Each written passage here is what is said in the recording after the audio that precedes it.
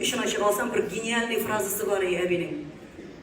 Haling bitip, ayaktan yazıp yar boyuna tegarep gitsen de, karşına birerse şügelep oturup, Bedrettin ağa sen tekip bittin mine şunun bilen dep sorasa, слушай, şunun kadarla burnu tün ötkerdim, haman ayakta basıp durup dolmay şol kılışır ekan. Azgina hal jeyip yatıp turaman egami dep aytdi ya.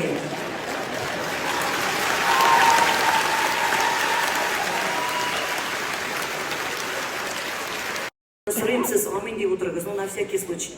Ya Rabbim Allah Teala'keyim, пожалуйста. Mena dep sarf etken her bir dinine kadar akşaların milyonları bilen tapkırlap üstlerine işittirip düşürsen yarar iş uşu bendelerinle.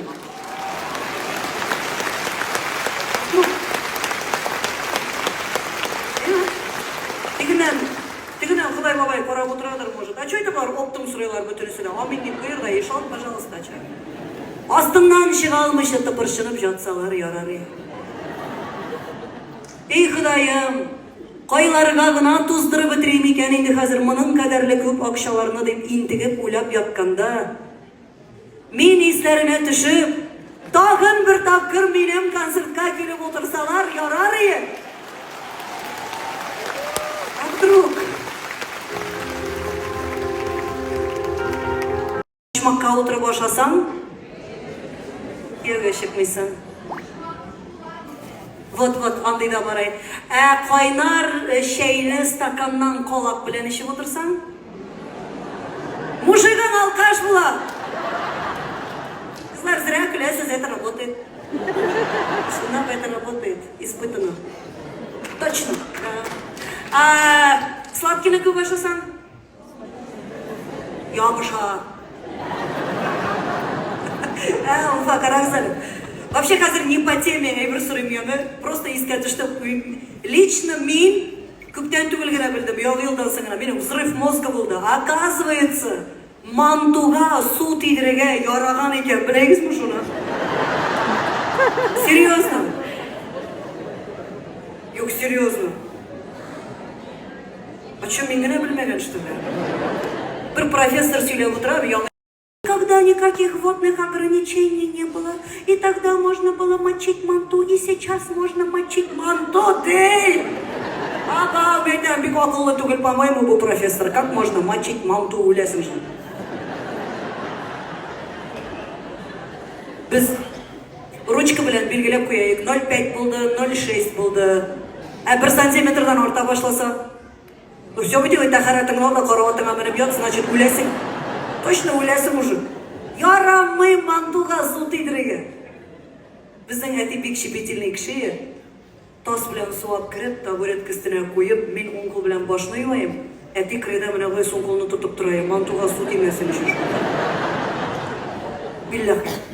Мұншаға барғанда әти пакет білен урап жіберәйі қолны, зәңгер изоленті білен, бұл. Как будто дымда кірмәгендір енді тирләмәгендір де енді ода пакет ішінде.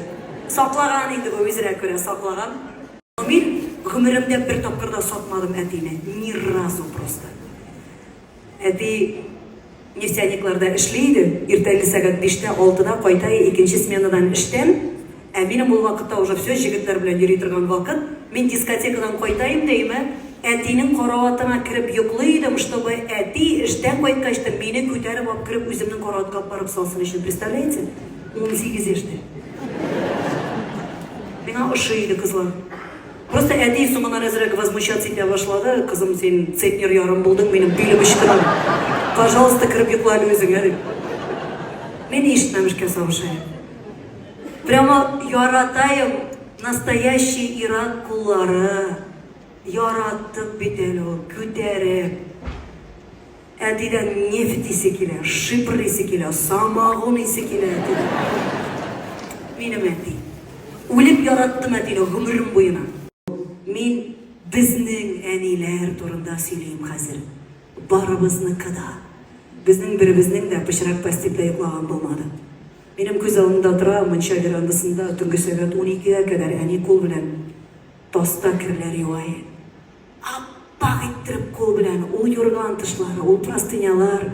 Как? Анан 35 градус салкында ялан аяк бути кийип апшыгып китә шишмәгә чайкарга. Ялан кул. Аларны алып керә иде дә кир бавына элеп, ну киптерә дип әйтә алмыйм инде, туңдырайы. Аннары икенче көнне алып керә иде дә тез башына шартлатып сындырып, шифонер ишеге башына элеп куя иде теге простыналарны.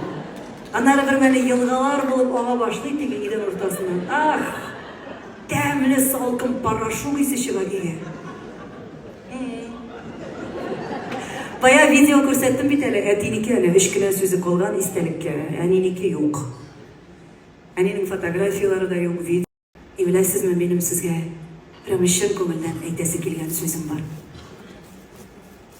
Бу просто бәгырем түреннән чыгарып әйтәм.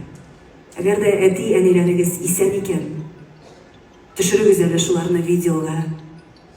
Төшерегез мытыр-мытыр килеп йөргәннәрен, чәй эчкәннәрен, сезне ачуланганнарын, җырлап утырганнарын үзләренә күрсәтмичә генә кырыйдан төшерегез әле. Бүген төшерегез, иртәгә соң булырга мөмкин. Алар китәләр. Вообще сез уйламаган көнне китеп барачаклар. Һәм күпмедер гомер узгач, үзәк үзгеч иттереп шуларның тавышларын ишетәсе килә башлый. Бер генә тапкыр. Тормышның шундый сындырган мизгелләре була, беркем янына барасы килми. Әти белән әнинең тавышын ишетәсе килә. Шул вакытта шул видеоларны кабызып карарсыз. Ах, Илсия әйткән дип куерсыз әле менә. Мин нык-нык көнләшәм. Әти әнисе, туганнары исә